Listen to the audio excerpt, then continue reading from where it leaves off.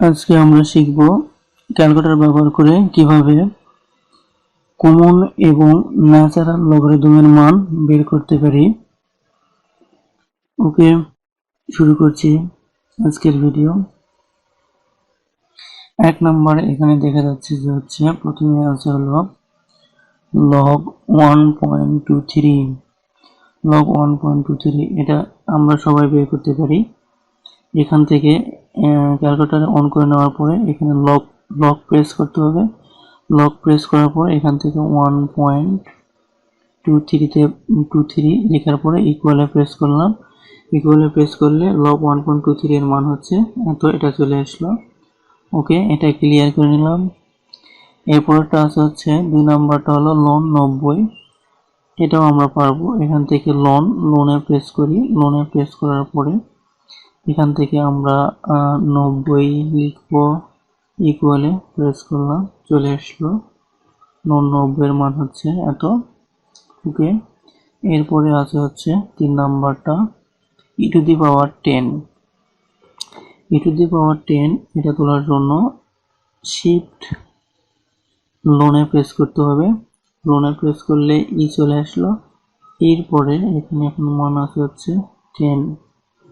এরপরে মান হচ্ছে আমার 10, E10 ইকুয়ালে প্রেস করলাম। ইকুয়ালে প্রেস করলে হচ্ছে 22,026।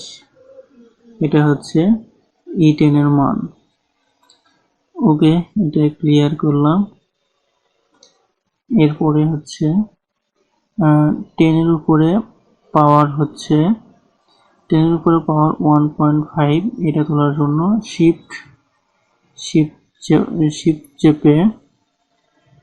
চেপে আমরা লগে প্রেস করব। লগে প্রেস করলে এই মান চলে আসবে। শিফট চেপে লগে প্রেস করলাম, লগে প্রেস করলে এটা আসবে। এরপরে এখানে আমরা লিখবো 1.5।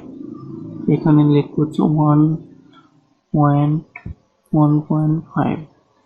1.5 ইকুয়ালে প্রেস করি।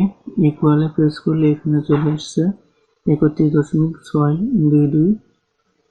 ওকে, এটা ক্লিয়ার করি। এরপরেরটা আছে 5 এর উপরে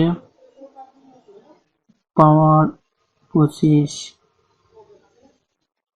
তো এটা লেখার জন্য 5, এরপরে এখানে এই টুপি চিহ্ন দেখা যাচ্ছে লগের পাশে, এই টুপি চিহ্ন, এই টুপি চিহ্ন এখানে প্রেস করলে এরকম আসবে।